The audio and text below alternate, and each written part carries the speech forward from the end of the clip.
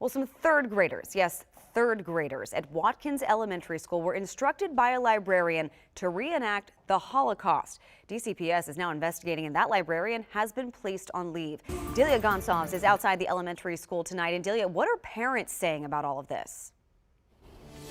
Yeah, parents, those who did want to talk to us, those parents stunned that the librarian, who they always thought was kind and thoughtful, would be accused of doing such a thing.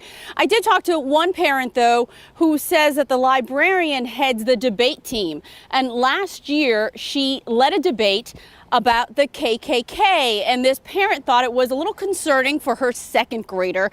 She goes on to tell me that, in fact, there were many instances in the past here at the school involving other teachers where there were questionable lessons on race that she just really thought were not age appropriate. Still, everyone agrees, if this is true, the librarian went too far. A cloud of controversy looms over this Capitol Cluster Elementary School. Watkins School librarian is now on paid leave, accused of leading a third grade classroom in a reenactment of the Holocaust Friday.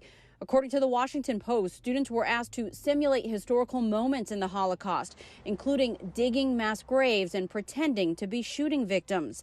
The principal sent home this letter Friday telling parents students should never be tasked with acting out an atrocity.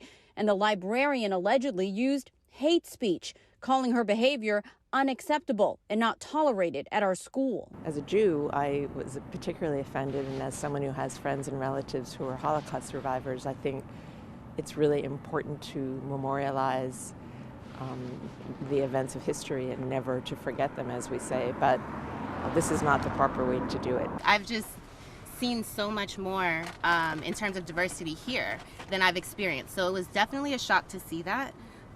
It looks like leadership is taking it seriously. It sounds pretty deep if they were pretending to die and things like that. I think it's horrible. It was a horrible decision, and I'm just sorry that it happened. It was horrifying. You know, even I sit down and try to process what went on back then, and I just can't wrap my mind around it. Numerous parents tell WUSA 9 the librarian is Kimberly Ann Jerkowski of Bowie. According to the New York Times, Jerkowski's teaching license was suspended in New Jersey back in 2017 after she was found guilty of defrauding her old school system in a tutoring scam. DC's chancellor says investigators are now looking into how the librarian was hired in the district and if she underwent the required background check. We've also tasked our team to review the hiring process to ensure that our hiring protocols will follow as relates to screening as well. The teachers union had this to say: let's make no mistake, these are serious charges. Everyone has a right to due process, and that is why the WTU supports a thorough investigation.